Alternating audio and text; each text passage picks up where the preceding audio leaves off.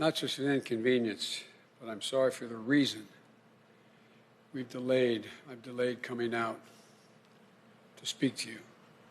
I initially was going to talk about the economy, but all of you have been watching what I've been watching. At this hour, our democracy is under an unprecedented assault, unlike anything we've seen in modern times. An assault on the citadel of liberty, the Capitol itself. An assault on the people's representatives and the Capitol Hill police, sworn to protect them, and the public servants who work at the heart of our republic. An assault on the rule of law like few times we've ever seen it. An assault on the most sacred of American undertakings, the doing of the people's business. Let me be very clear. The scenes of chaos at the Capitol do not reflect a true America, do not represent who we are. What we're seeing are a small number of extremists dedicated to lawlessness. This is not dissent. It's disorder. It's chaos. It borders on sedition. And it must end now. I call on this mob to pull back and allow the work of democracy to go forward. You've heard me say before in different contexts, the words of a president matter, no matter how good or bad that president is. At their best, the words of a president can inspire. At their worst, they can incite. And therefore, I call on President Trump to go on national television now to fulfill his oath and defend the Constitution and demand an end to this siege, to storm the Capitol, to smash windows, to occupy offices, the floor of the United States Senate, rummaging through desks, on the Capitol, on the House of Representatives, threatening the safety of duly elected officials. It's not protest, it's insurrection. The world's watching. Like so many other Americans, I am genuinely shocked and saddened that our nation, so long the beacon of light and hope for democracy, has come to such a dark moment. Through war and strife, America's endured much. And we will endure here, and we will prevail again, and will prevail now. The work of the moment and the work of the next 4 years must be the restoration of democracy, of decency, honor, respect, the rule of law, just plain, simple decency. The renewal of the politics. It's about solving problems, looking out for one another, not stoking the flames of hate and chaos. As I said, America is about honor, decency, respect, tolerance. That's who we are.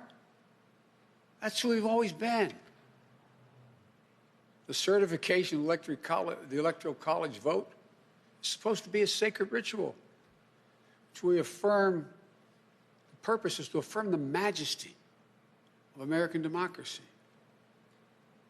But today's reminder, a painful one, that democracy is fragile, and to preserve it requires people of goodwill, leaders of the courage to stand up, who are devoted not to the pursuit of power,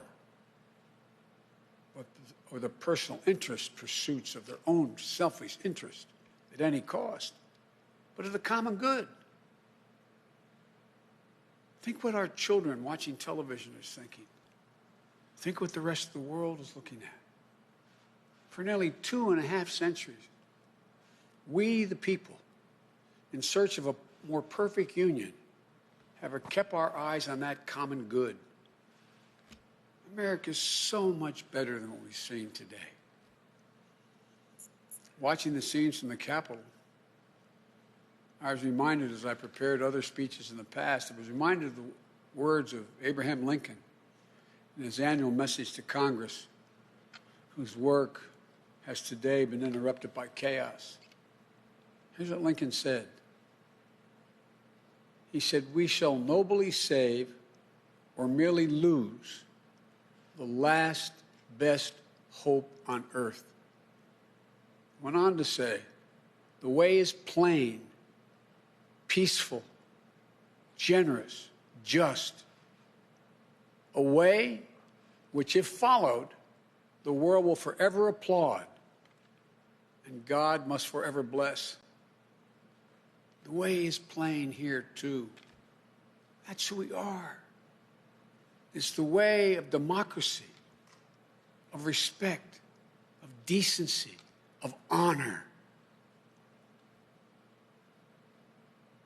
and commitment as patriots to this nation. Notwithstanding what I saw today and we're seeing today, I remain optimistic about the incredible opportunities.